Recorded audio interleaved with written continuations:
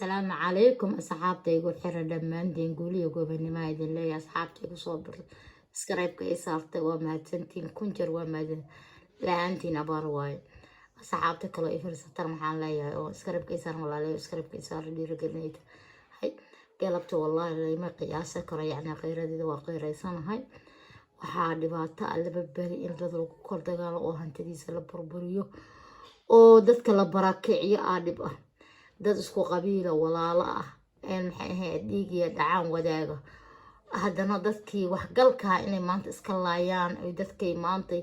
difaaci lahaa ay iska dhameeyaan waa wax laga xumaado waxaan se sheega maaqan ilaahay xaqaa tuso إن شاء الله بإذن الله الكريم والله إلهي حقات سعود دعاي مدنيهين إن إلهي قلوب تدسود مدد كان دقال ويلا كل انتي ويلكم مدرشو إذن الله دعاي بل وحي كريم مالهم ساسا إن قصص عسينا إن شاء الله بإذن الله الكريم وحي الآن في السنة بل بتوحي وحوشي هذا دحرتها مقالة قرعيل وحنا ودحيا إذا مدى أهل السنة والجماعة يسيدو كليتو كون دولة فدرالك الصومالية حبدا أيا مقالة دحبرتي كيدا كدعيسا لبدا عيدنا أيانا رساس حوق له isku adeegsanaya mar kale ayuu dagaalkuna soo rogaal celiyay maadaama galab la gaaray dagaalka xoog ayuuna u socdaa khasaare waa jira mar la xiriiray dhinacyada dagaalamaya waxay noo sheegeen in khasaare jira laakiin dhinacayun hadda in la wadaagi karo in lama sheegi karo ay warbaahinta la wadaageen magaaladuna dee kolley qaybna way ololeysaa qaybna waxa weeye dabcan dagaal baa ka socda oo magaalada madaafiicdii la ridayay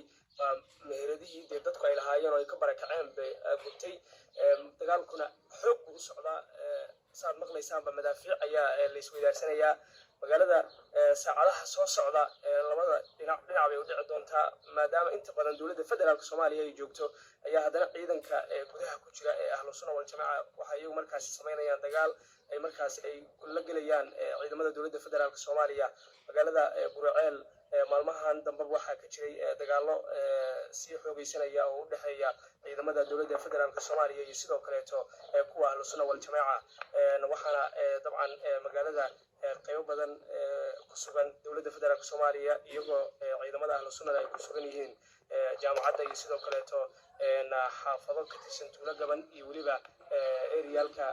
xaafadaha ugaaskaasaan horey uu kugu sheegaba haddase xaaladdu waa ay isbedesho dagaal xoog la socda inala soco waxyaabo badan baan rabaa inaan la wadaago haddii alla idmo muuqaalkan hala sheer gareeyo dhaawacyada isbitaalada ayaa la geeyey oo lagu dabiibayaa si xaaladooda caafimaad ogaado maadaama halkan dagaal aad iyo aad u qaraar uu ka socdo u dhaxeeya ciidamada ahlu sunna iyo sidoo kale kuwa dowladda federaalka Soomaaliya ciidamada dowladda qaybo badan oo Burceel kamid ah ay qabsadeen laakiinse hadda oo ay la hadlayo dagaal kuwa uu socda oo kulli dhexbartanka magaalada ayaa la isla soo galay waxaana dagaalka la isku adeegsanayaa qoryaha fudud iyo sidoo kale qoryaha culus kulli waxay u muuqataa midan in la isku gabal dhacsanayo maadaama labada dhinacba la isriix leeyahay oo dagaalkuna uu sii xoogaysanayo wixii akhbaaraad ah oo arrimahan ku soo kordho waxaan rajaynayaa inaad ila socon doontaan haddii alla idmo muuqaalkan hala sheer gareeyo si dadka gobolka ka maqan ay u ogaadaan in magaalada Burceel la isku haysto dagaal xun uu ka socdo oo labada dhinacba madaafiic kala duwan iyo sidoo kale waxyaabo markaas ay isku weydaarsanayaan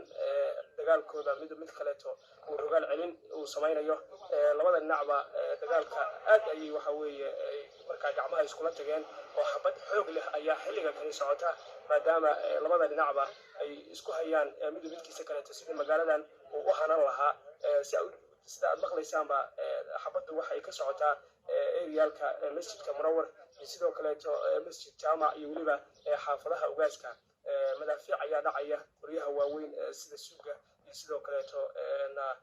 sakaawaha iyo waliba beekaamyada iyo hoobiyaha oo isla dhacayo khasaarana waa jira